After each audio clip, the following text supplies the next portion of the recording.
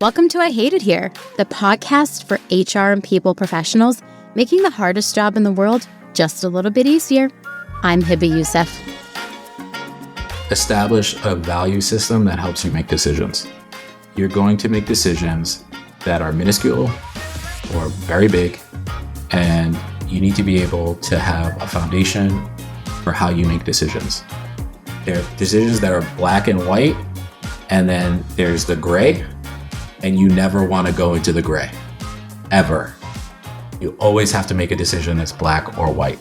The minute you go into the gray is when you start like a cascade of potential problems. Fun fact, Goldman Sachs first coined the phrase leadership shadow to describe the impact a leader has on their team through various things like words, priorities, actions, even methods of doing tasks. And I've spent this entire season exploring different aspects of relationships and how they impact work that I figured I at least had to touch on leaders and dig into why are they so damn difficult to deal with sometimes. And I think it starts with their impact, the shadow of a leader. And no, I'm not referring to the most recent fantasy book I've read, but the concept that leaders deeply influence a lot of work and the relationships at an organization. And joining me to dig into this is my good friend, Dave Garcia.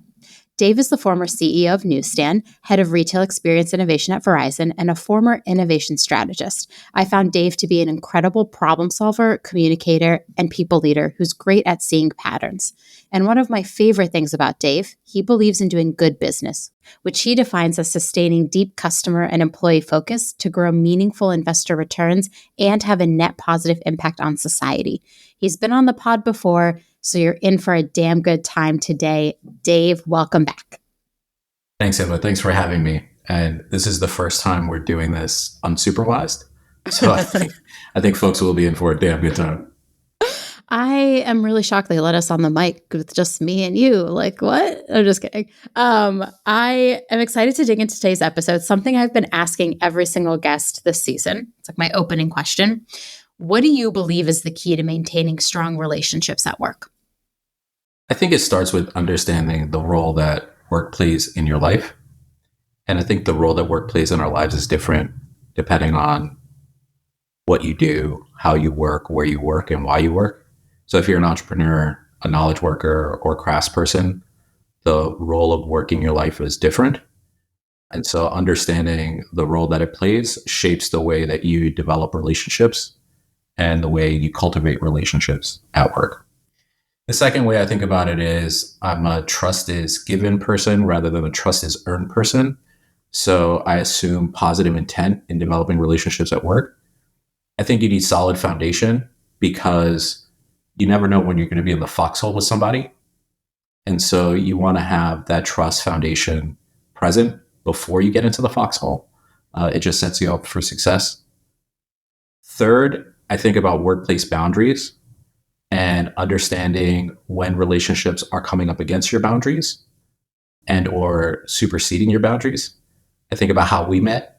We met at a conference and immediately became besties. And I think it was unexpected for both of us. And that ties into the last component of it. I think you have to open yourself up for friendship and be in a mindset and a position where you're open for friendship. If you do those things, I think your workplace relationships will not only be healthy, but also extremely rewarding in the long term. So understanding the role, making sure you know about the role that trust plays, setting those boundaries, and opening yourself up for friendship. Those 4 things. Yep. I love a good recap. So I was like, let me just do this. I love that you mentioned how having workplace boundaries, because honestly, I think I said a slew of like wild things to you, and you just had a response to like they're not that wild, but to me, they're like revolutionary ideas. And you had a response to every single one. And like, really, that's my way of like testing people where I'm like, oh, are they going to be able to like understand what I'm putting down? And you had like a response to every single one. And I was like, this guy gets it. I like left that day being like, that is someone I actually want in my life in a different capacity, because not only professional, like there's so much more to what we're trying to do at work, and having someone to talk to about it is, I don't know, really powerful to me. I think I told you in that moment, I only make one new friend a year, and you just fill the slot. Yeah. And it was October. You waited. You were like, I'm going to hold out on this one new friend for the year. I need to set that goal for myself. I am pumped. The one thing we did talk about when we met that day was also like, I think at some point we did talk about leaders and like what our roles are as leaders, how we show up. And so when I was thinking about this episode and what I wanted to talk about, obviously like leadership came to my mind because one, I think you're a great leader. And two, I think you've seen a lot of different type of leadership styles and can really talk to the influence a leader has. And so when you brought up the shadow of a leader concept, I want to understand, what does that actually mean for those listening who have never heard that phrase coined by Goldman Sachs? So when I was 29, I had just become a director at Verizon, and I was going to have quite a few direct reports in the state of Virginia and North Carolina. It was approximately 800 folks were going to report to me. And the area president at the time was a gentleman named Bill Fauché. And he wrote me a handwritten letter. And in this letter, he wrote down 5 pieces of leadership advice. And one of them was every action, word, movement has impact. Understand it and operate that way. You cast a shadow. And that letter, I still have that letter. It has influenced me tremendously. There are other bits of advice that are very important, and I'll talk through them as we go through the pod. But that one has really made an impact on me, my leadership style. I think about everything that I do at all times and what the impact of my actions are so that I don't miscommunicate. A leader's number one job is to communicate properly. And miscommunication happens in 2 ways. Either the message is improperly delivered or the message is improperly received. That's it. Either you did not say or convey the message appropriately, or the person did not internalize it in the way that it was intended. And so a leader's responsibility is to always ensure that their communication is as intended. The key part of that feedback, though, is that communication is often nonverbal. The actions that you're taking, the way that you work, the things that you choose to praise or not praise, the types of folks that you decide to have a coffee with, or the frequency of those coffees are all communication from a leadership perspective. And so all of your words, actions, and movements have to be considered. And one of the taglines that used to go around Verizon was guard your words and actions. Don't say or do anything that could be misconstrued. It's good leadership advice. And in effect, it is establishing boundaries, like what we mentioned earlier around boundaries around relationships. There are boundaries around leadership. And so, we'll go further into the topic, but generally I think about casting a shadow as understanding your actions, words, and movements and the potential impact they could have as part of your communication strategy as a leader. Yeah, the reminder I always give leaders that I work with is like, assume you are always being watched. Like every single time you show up in any meeting, in any circumstance, if you show up frazzled, if you show up upset, if you show up excited, like just assume you're always being watched, because you are. People are looking to the leaders of the company as the examples. And it does mean it's a really hard job. Like on days where I feel bad or I'm not in the mood, I have to remind myself like somebody is going to be watching my behavior and trying to understand if there's like something massive happening at the company because I'm in a bad mood. And so I'm always conscious of how I show up to meetings, to the point where if I'm not having a good day or I don't feel well, I'll actually like preemptively cancel meetings because I don't think I can actually show up well in them, and I don't want to do more harm than good. So I think that's like always how I've thought about it. That is a perfect example of guarding your words and actions. If you're not mentally or emotionally in a place where you can facilitate a meeting, have an in-depth discussion, address conflict, you probably shouldn't do it in that moment, because you are going to be evaluated at your worst rather than at your best. And so I think it's a great example It's something that folks should consider as they think about the shadow that they're casting. And let's dig deeper into that because we talk about culture and performance quite a bit. So how does that leader shadow impact things like culture and performance at an organization? So I think this is the single most important aspect of leadership.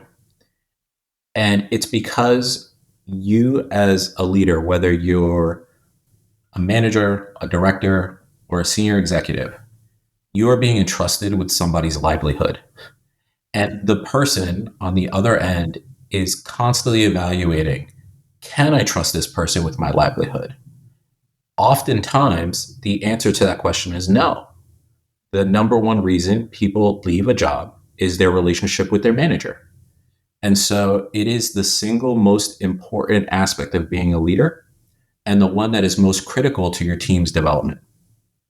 There's also a significant cultural aspect of this. And I often have conversations with team leaders or senior executives or other CEOs where I say to them, your company operates the exact way that you want it to because you shape the cultural direction.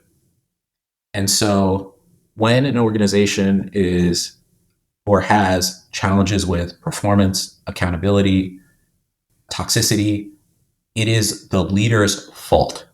And whether that is an organization of 5 people, 50 people, or 500 people.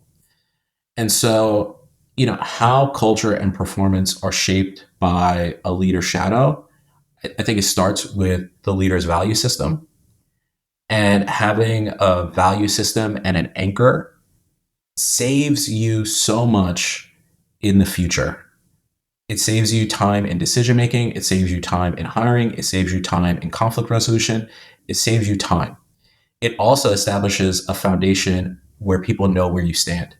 So I'll tell you the tenets of my value system. Well, the first one is integrity under pressure. The second is I strive to create a shared reality.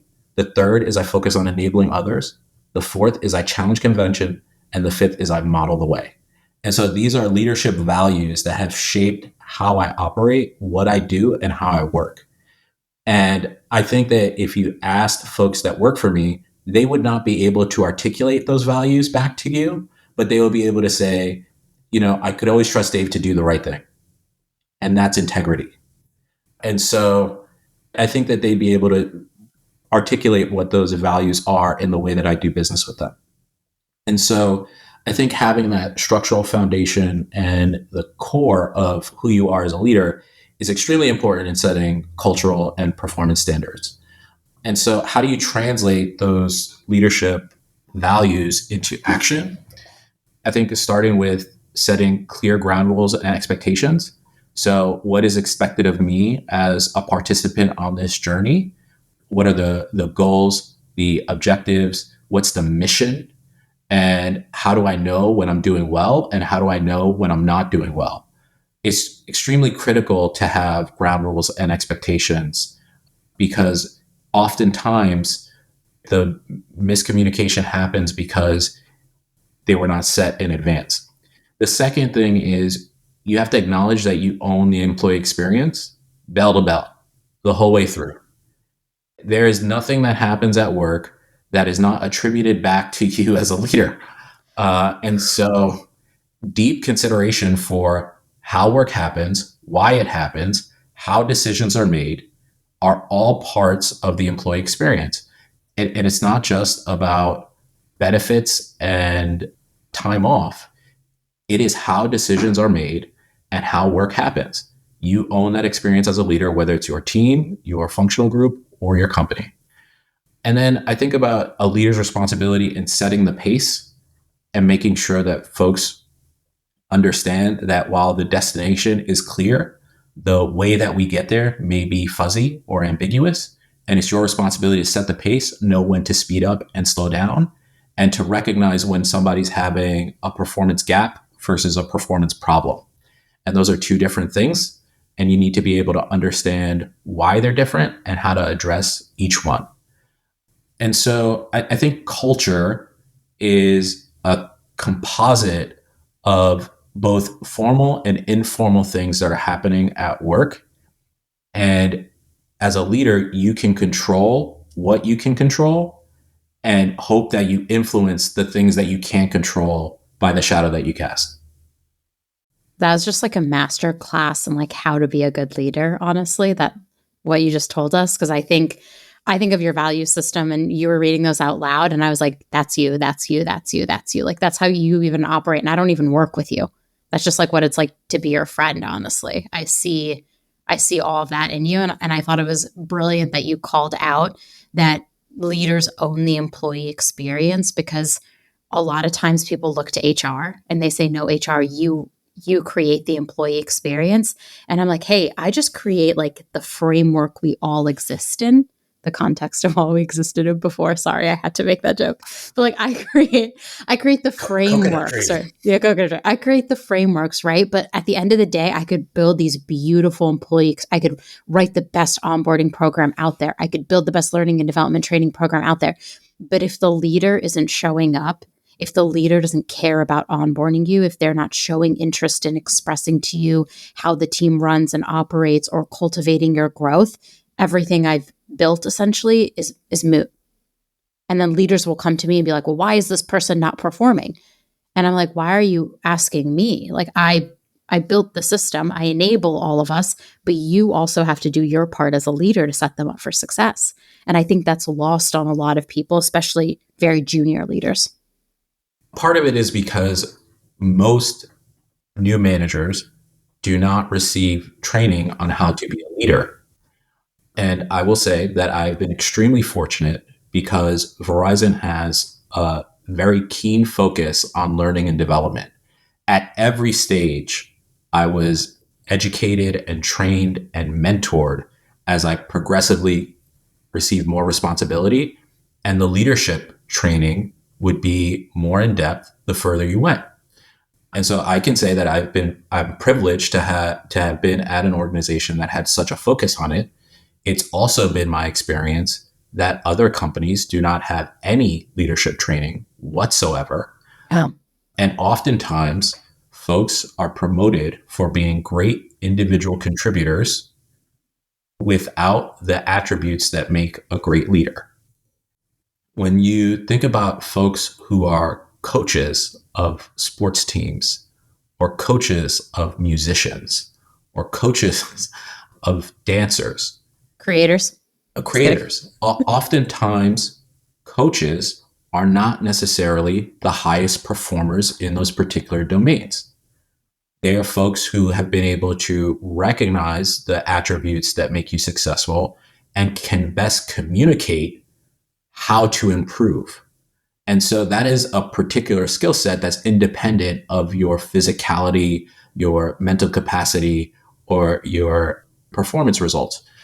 We often promote individual contributors who don't have the capacity, currently have the capacity to be good leaders, and we're also not building up those capabilities. So I think that's part of the problem.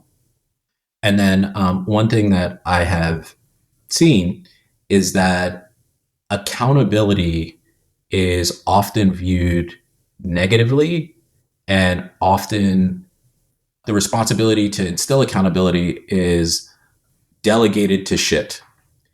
I'm just gonna that's not my role. HR does performance management. We'll wait to talk about that during their annual review or their quarterly review. And accountability is both, it should be both positive and constructive, where accountability, a positive form of accountability, is recognition. A constructive form of accountability is a performance improvement plan. And so it should be both. And your employees are craving accountability. They want to know that you're watching.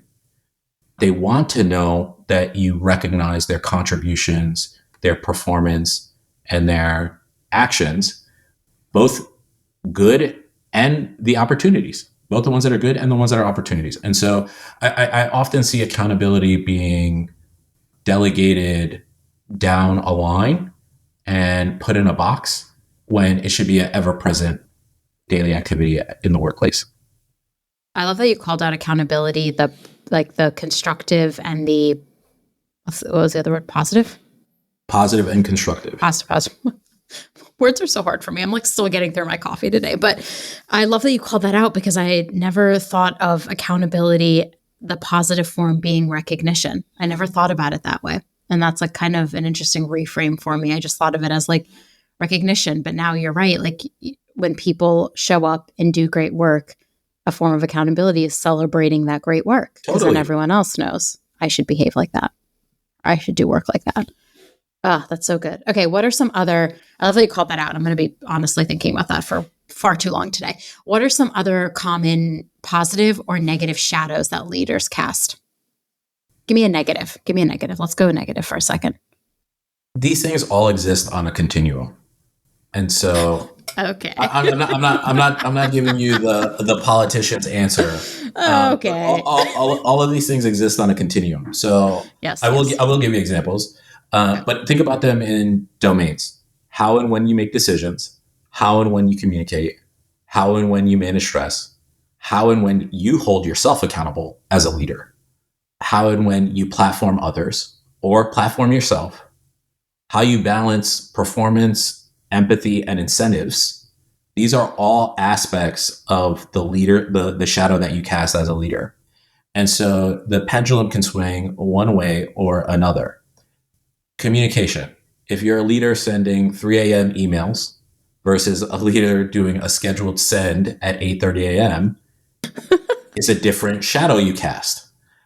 If you're a leader who does not cancel the meeting when you're stressed out, or you're a leader that goes to the meeting when you're stressed out and you're visibly distraught, that casts a shadow.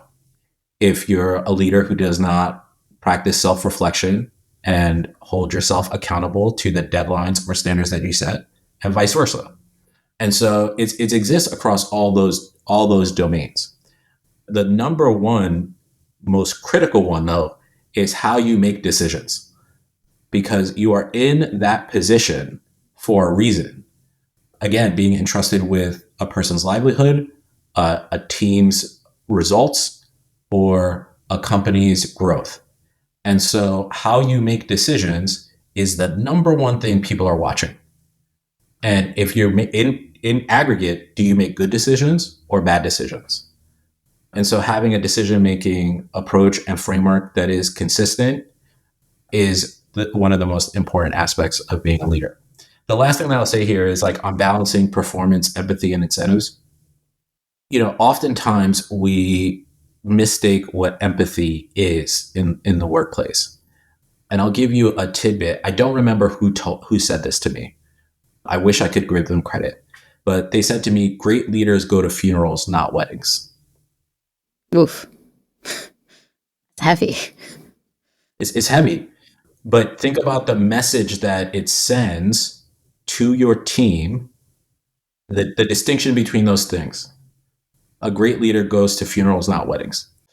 And so that is empathy in the leadership empathy in the workplace. And I would think about how you translate that into less heavy situations, but it really hones in on what matters when you feel supported and how you operate in a fashion that is equitable, because you don't want your actions to breed inequity or create false representations of relationships. Yeah. So, it's critical that you're able to understand empathy and balance empathy in the workplace. I just wrote about it last week, so I hope everyone read that and learned a little bit about empathy. You said one thing, you said a lot of things that are really great, but one thing that really stood out to me was decision-making, because I will just tell a quick story. I once worked with a leader who could not make a decision to save his life. We would have one conversation, a decision would be made. I'd have the next conversation, a different decision would be made. And it carried on for months like this, where we'd make a decision, he would then go talk to other people, come back, have a different conversation with me, a different decision would be made. And it truly drove me actually mad. Like I felt like I was having whiplash all day long. I couldn't figure out what was happening. And then I was like, oh, this really stinks. And then slowly I started to hear from other employees at the company, but we can't make decisions here. We'll make a decision and then the next quarter we'll have changed our mind. We'll do this other thing and then we'll say that's not right. And then we decided we're going to go in this direction. Then this quarter we're going in that direction. And I realized that it had spread so far past the immediate team that it was now becoming an org-wide problem. I would just encourage, if you are having problems at your organization making decisions, that you start there and solve why and how you can build a framework for people to make decisions, because I think nothing damages an organization faster than an organization afraid to make a decision about something. How do you ever move forward if you cannot make a decision? The single most important part of being a leader. And I will say that if you're in an organization where information is guarded or shielded from a leader, is your responsibility to break down that barrier. I saw a meme going around the other day that said, it was every company goes through two phases. The first phase, when you can send a product question to the CEO on email. And then the second phase, when you have 3 meetings, write a deck, and shape the narrative to get the decision that you want from the CEO. Think about the distinction between those two things and how fast you can move if you keep an orientation where things are transparent and information is broadly accessible. Oh God, I want to do a whole nother episode on this, but I'm going to ask it now. Like, why do you think in those organizations that information isn't accessible? 1, fear of retribution. 2, power consolidation in the executive ranks.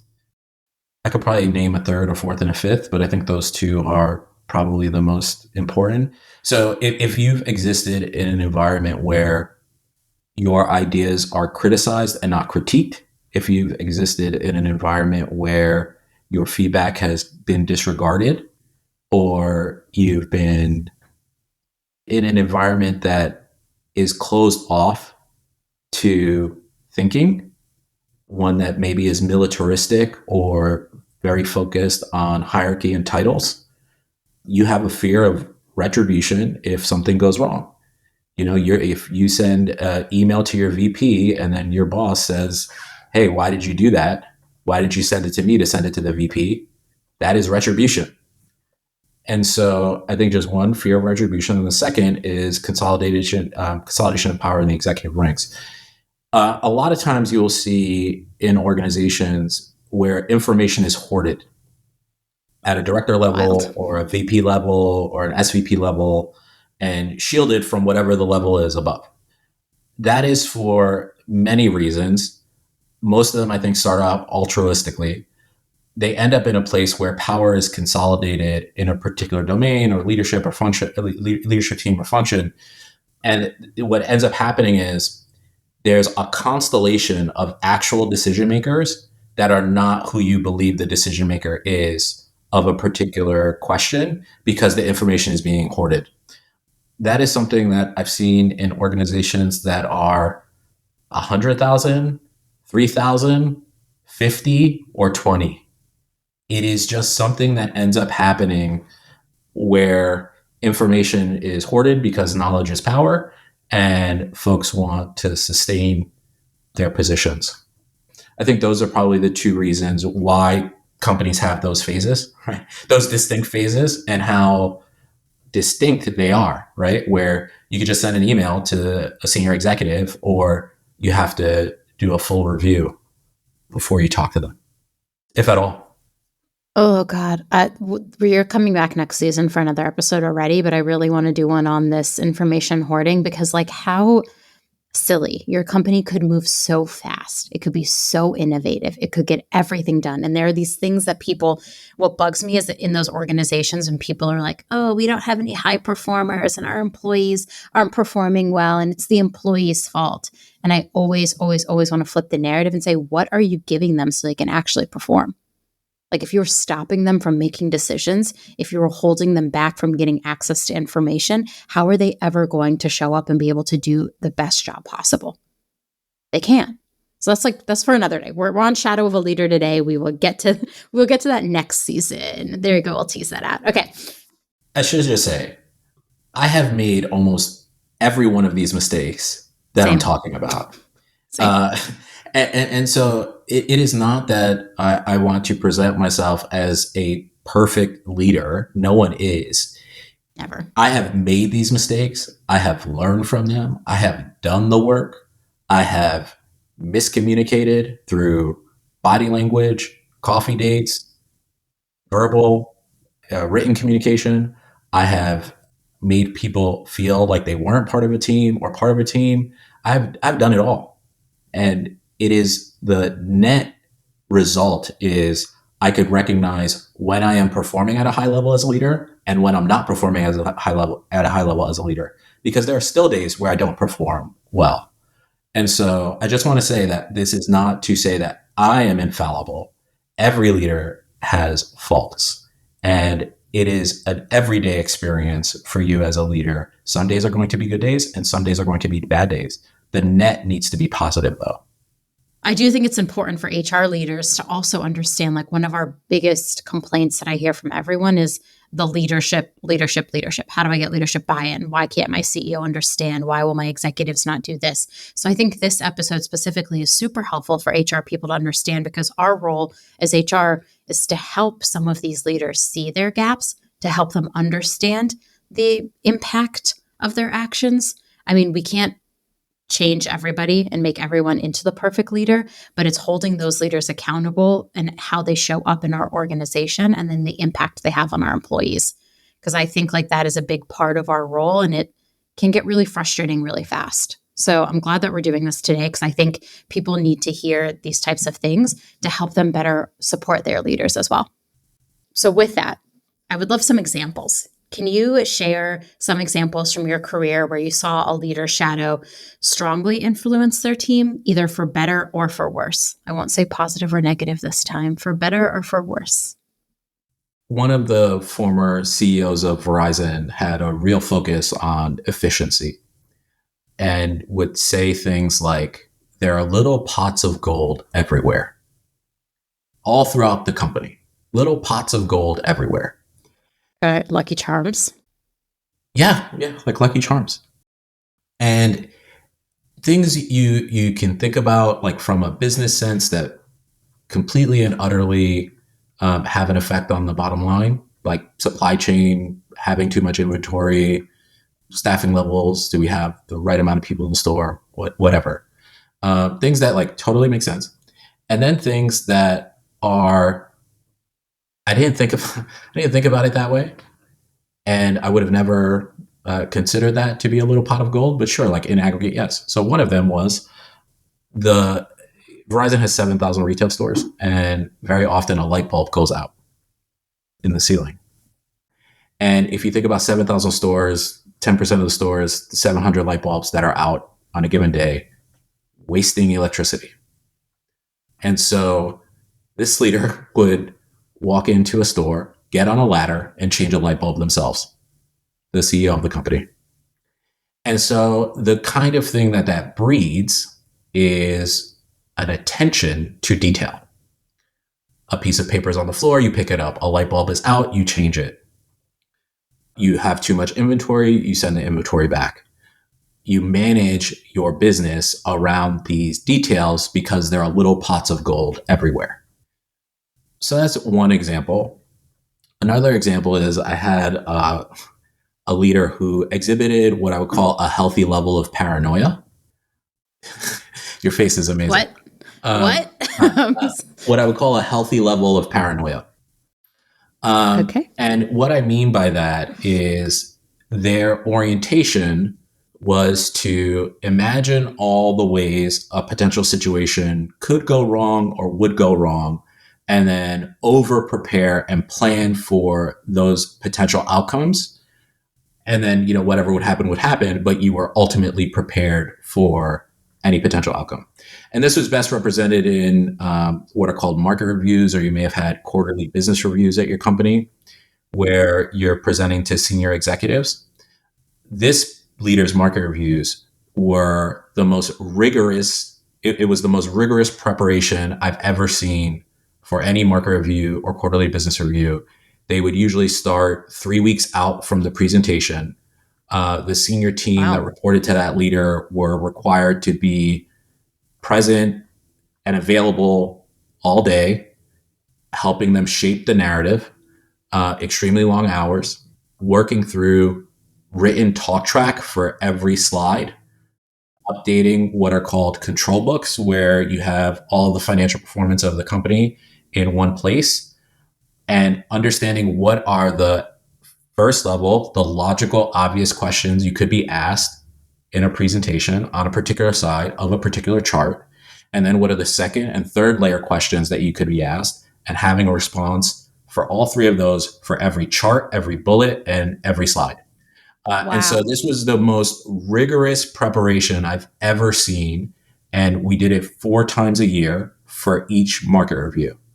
And so when you talk about how does that manifest down into the organization, every secondary, tertiary leader had their own control books, their own preparation for their market reviews. They adopted this same level of healthy paranoia and were extremely prepared for these situations. But also on the flip side, we're working incredibly long hours for 3 weeks and unavailable to their teams and all of the things that come with this kind of intensity. And so it manifests itself all the way down. So whether that's looking for a little pot of gold or preparing, the shadow that you cast affects every single person that is under your tree and under your branches. And then a last one I'll give you, which is certainly on the for worse side. I've definitely seen leaders who have conflict aversion, and that conflict aversion breeds like an artificial harmony where everything's great, nothing is ever addressed, and folks feel like the culture is a facade, where they say nobody's real here, things like that, because the culture, because it avoids conflict, is set up to preserve artificial harmony. And so that is a direct manifestation of how a leader shadow can affect the culture. But there are many, many, many ways that it can. And so the reason why I use the first two is because, again, all these things exist on a continuum where taken in excess, they could be problems. And so as a leader, it's your responsibility to set ground rules and expectations, because your teams will see the things that you do and try to emulate them in an effort to impress you or show that they are assimilated into the culture that you're creating. And so they take it to extremes where I'm going to be the best at this particular thing, consciously or unconsciously, to try to get Dave's attention. Why? Because they want to be held accountable positively and constructively. They want to know that you're watching. That's so interesting. I was really thinking about the conflict one too that you were talking about, because it's the conflict aversion is so interesting to me, because then the second there is conflict, it's infinite. It's like 10 times worse than it would have been had you just been an environment that could handle conflict. And so like if you start detaching yourself from conflict or saying like, we don't like, I hate conflict. And then I think then your team is unable to actually like push back on people. And especially for HR teams, I always tell people if they hate conflict, potentially they shouldn't work in HR, because at the root of everything we do is a little bit of conflict. We have to tell people to do things differently. We have to hold people accountable. There's a lot of conflict in HR. And so if you're a conflict averse HR leader, I really just recommend you go look at your team and see how they're also handling conflict, because chances are they're following your lead and trying to avoid it at all costs, which can really harm an organization. It's a good build, because I think we misconstrue a lot the role of HR, and you could just look at it in the title, human resource business partner. You should not be handling that conflict alone. You should be handling the conflict with the business leader. If HR is operating as an independent entity, it's probably not operating the right way in your company. It's impossible. At the core of everything we do is the people. And when It's the the people, partnership. It yeah, is, you are representatives again, for the people. You are representatives of the people, Yeah. both parties, right? You are representatives of the organization, but also representatives of labor. And so you can never be in a situation where you're not acting on behalf of another. And so it is, if HR is existing independently, it's probably not operating properly in your company. Definitely not. Okay. Those are great examples and things I'm going to think about all the time. It's funny when my direct report does something the way I would do it, I think of the shadow the later moment so often because she'll do things the way I would do them. And then she'll be like, look, I did it for you. And every now and then I'm like, fuck, that's so good. She did the thing like that. Now I don't have to do it. And now I'm going to be going back and thinking like, oh my God, she's literally just doing everything the way I'm doing it because that's like the shadow I'm casting. And potentially I don't want her to do everything the way I do things. That's like also not good for inclusion and belonging to force somebody on your team to operate the way you operate. But we'll get to that before I go too far. We talked about examples. I think there's something really interesting around like how do you become more aware? Exactly what I was just my self-awareness word vomit I was just having. How do you think leaders can become more aware of the shadow they cast? I think, again, starting with the acknowledgement that you have the team, the functional group, or the company that you want. You have agency in shaping culture. Depending on your level, your culture has to fit into an existing construct, but you have the agency, right? How you interact, how your team operates, it is all a manifestation of the expectations and the shadow that you're casting. So I think just foundationally, like ownership of the experience is number one. Two, I think when you ask for feedback, you have to go deeper than what is initially brought back to you. So most times as a leader, when you ask for feedback, you are going to receive something that is, let's just say, glossy. It is not as raw as it could be because if your team loves you, they don't want to offend you. If your team does not like you, they don't want you to retaliate against them. And so you're probably receiving feedback that is guarded. Let's put it that way. And so you have to probe and you have to go deeper and ask further, right? Tell me more about that. If you get feedback that sometimes it feels like you're inaccessible. This feedback that you could get. Tell me more about that. What do you mean by inaccessible? When have there been times where I have been accessible, and what's different than when you find me to be inaccessible? What would it mean to you if I was more accessible? So there are questions that you have to ask, and you have to go deeper into the feedback, because just understanding that you are sometimes inaccessible is not actionable feedback. And then the third thing, every leader needs two kinds of people in their life. The first one are truth sayers, and the second one, challengers. So you need folks that are always going to tell you the truth, no matter if it hurts your feelings, no matter if you find it to be really hard to hear, or you think the feedback is invalid. You need a trusted truth sayer. The second one you need challengers, and these are often different people. You need challengers. You need somebody who you respect intellectually that can challenge your ideas, your feedback, your actions, your initiatives. Somebody who you respect and place on equal footing, who does not think the way that you think and agrees with you on everything. If you have those two things, the shadow that you cast actually becomes really clear. And you should be out, as you think about the relationships that you develop at work, tying it back to the first question that you asked. You should be looking for truth sayers and challengers in your everyday work life. And if you can, you should be building up people to be that for you as well. So I think a combination of those three things are really how you understand the shadow that you cast. Let's do a segment I'm going to call a vulnerability moment. Can you tell me about a time where you had to confront your own leadership shadow and make changes on your team to improve their team dynamics? I'll tell you one about what I had to change for myself.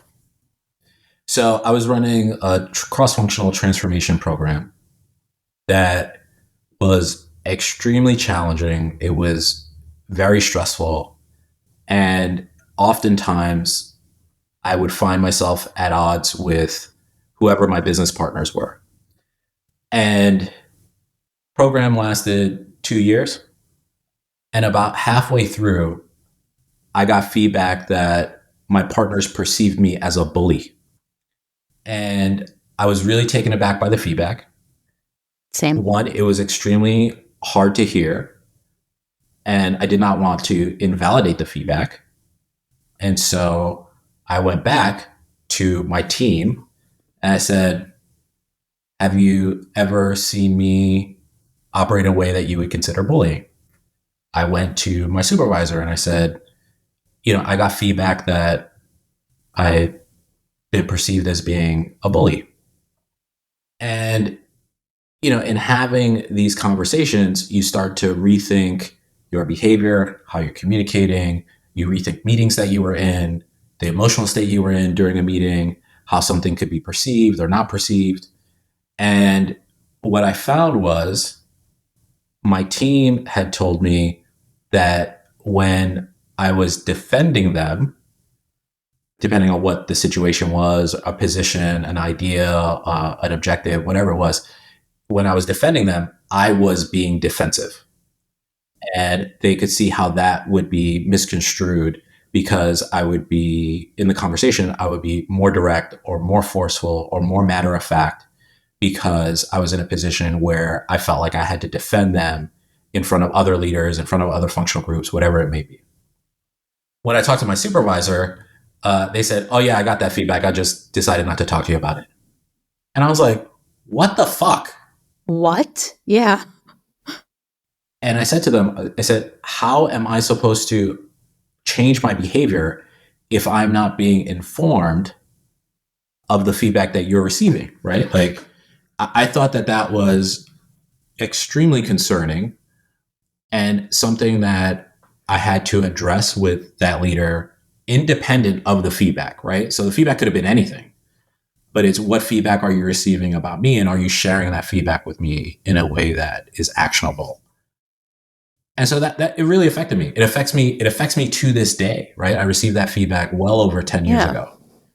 And I think about how I engage and how forceful I'm being or not being when giving direction or expressing myself or presenting ideas.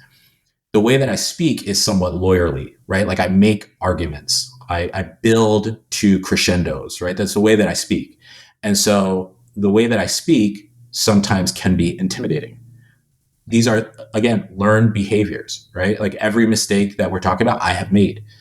And so I got that feedback well over a decade ago. It still shapes everything that I do today. And I try my best not to have that manifest because it does not help anybody. And so, I think like these moments and where you find yourself in the professional environment and the workplace can also read into your personal life. And so it has changed the way that I communicate with my friends and my relatives and all sorts of different people, because that's not somebody who I want to be, nor is it somebody that I want to be perceived as. And so I will tell you that, feedback is hard to internalize.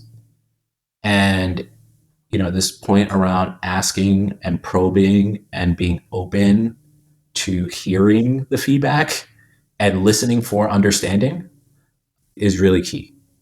And so again, nobody is perfect, and you have to be able to grow from these experiences. Well, one, I'm really grateful that you felt comfortable sharing that with us. Like I'm honored in the sense that you wanted to share that story with us today. And I'm just grateful because I think that's a wonderful lesson to learn. I think it's a good reminder that none of us are perfect. You're right. And we're all going to get hard feedback at some point in our lives, especially if you're on the path to leadership or you are a leader. And that really internalizing it and looking at how you show up, it just makes you a better leader in the future. I think sometimes we're really hard on ourselves too.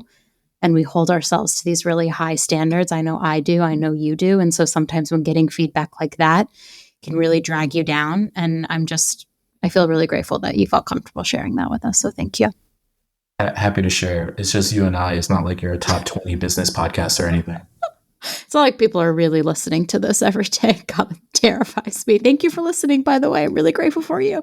I'll share one tiny example too, because I feel like you were just really vulnerable, and it would be unfair for me not to be vulnerable as well about a shadow I have casted before that was not potentially great. Back to that environment where I worked with a leader who was terrible at decision making. I would basically go from meetings with him and into meetings with my team, and my team would ask me, like, what are we doing, what's our direction? And I wasn't able to actually articulate it very often because I was too afraid that if I went one direction, then I was going to come back to a meeting after having a meeting with him and come back to the team and have a different direction.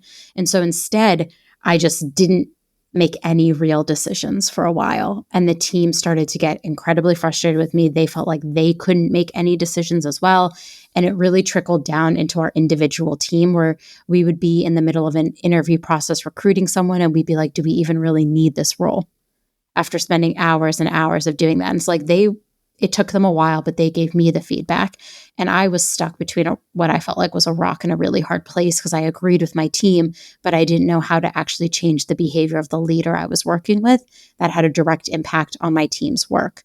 But it was a tough moment for me because my team was like, you're being a bad leader, was like the feedback they gave me. They're like, you're not leading us. Like, we don't know where we're going. It feels very chaotic. We don't know what to do every day. And like, this is you're not a good leader.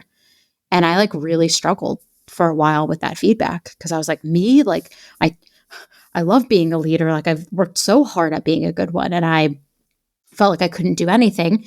And it took me getting that feedback from my team and then working with a friend who's been in this position before, giving me advice, that I started then to really dig into making decisions in my one-on-ones with my leader, so that I could come back to my team and say, this is an absolute decision. We are moving in this direction.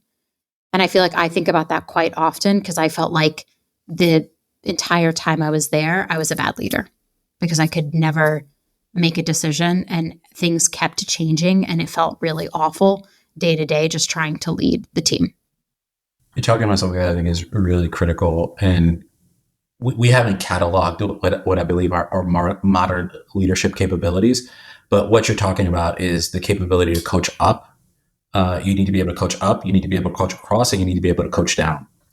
And these are things that, again, you may not, as a new leader, you don't receive training oftentimes on these things, right?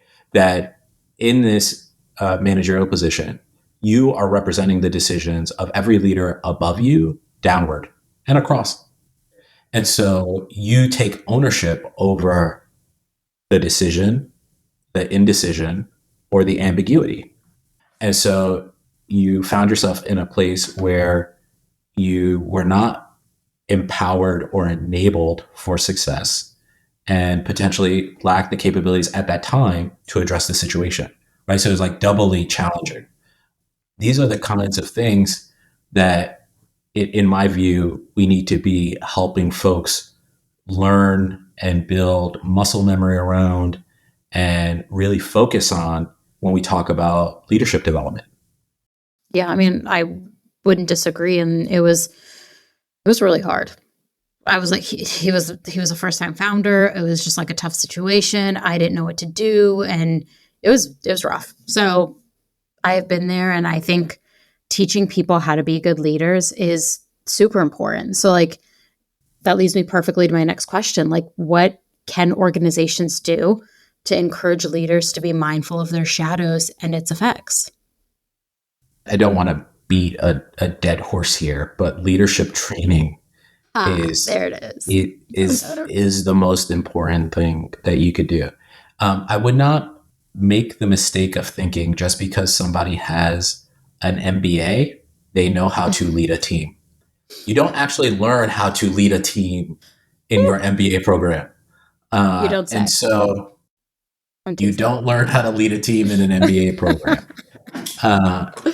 And so, I think it's absolutely critical that organizations have learning and development resources available for folks, and advocating for budget for L&D from an HR perspective is something that I would encourage everyone to do. A lot of this kind of L&D is broadly available and free. So what you're asking for is time. Time is a resource, right? And so you need to understand the ask that you're making and how the ask is understood. Because even if you want folks to take a free course on Coursera, it's still an hour times the number of employees that take the training. So just understand the levels. So the first thing I would say is leadership development. The second is, as part of your performance review process, you should be evaluating leadership capabilities of people leaders in addition to their functional capabilities or the kind of KPI targets that they have in role. And so one of the things that we did in my organization is we built a leadership capabilities matrix in addition to a performance capabilities matrix for your functional role. So you would be a product manager and you would be the team leader, product manager or director, right? And so what are the leadership capabilities that are required of you in a director level versus a manager level, and how are you performing against those in addition to how you're performing in your core functions as a product manager? You have to be able to assess both, and you have to understand the leadership capabilities that really do make an impact, like what we were just talking about, being able to coach above, across, and below. And so that's something that I would recommend. And then lastly, not to steal a line from everybody's favorite transportation system, but the MTA says, if you see something, say something. And so as an HR professional, if you see leaders in action that are regularly misunderstood, if you see leaders in actions that are engaging in behaviors that could be misunderstood, I think it's important for you to call out the shadow that they're casting. And going back to trust is given, I would assume positive intent, right? My belief is that 98% of people wake up every day and go to work wanting to do a good job. I would agree. There's a rogue 2% does not wake up wanting to do a good job, but 98% of people wake up wanting to do a good job, leaders included. And so folks are more open to feedback than you would imagine because they want to do well. And so if you see something, say something. And it's much easier to address things when they are in low pressure environments rather than high pressure environments. And so you don't want to call out something that you've recognized a few times over right after the big presentation or whatever it is, because that now it amplifies the feedback and it amplifies the repercussions of the feedback in a way that makes it harder to receive. So it's much easier to get that feedback in a low pressure situation. Love that. That was all such good information. Okay, I think our time here might be coming to an end. I know. You've given so much good advice this entire episode. I honestly feel like this episode should be called a masterclass in being a leader and understanding the impact of your leadership. But I want to end with one question that I usually like doing, like around advice. And so this advice specifically is for emerging leaders and being conscious of the shadow they cast. What one piece of advice, if anyone just walks away, they listen to this entire episode, if there's one thing you want them to take away about the shadow they're casting as an emerging leader, what would it be? Establish a value system that helps you make decisions. That's it. That's the mic drop. You're going to make decisions that are minuscule or very big, and you need to be able to have a foundation for how you make decisions.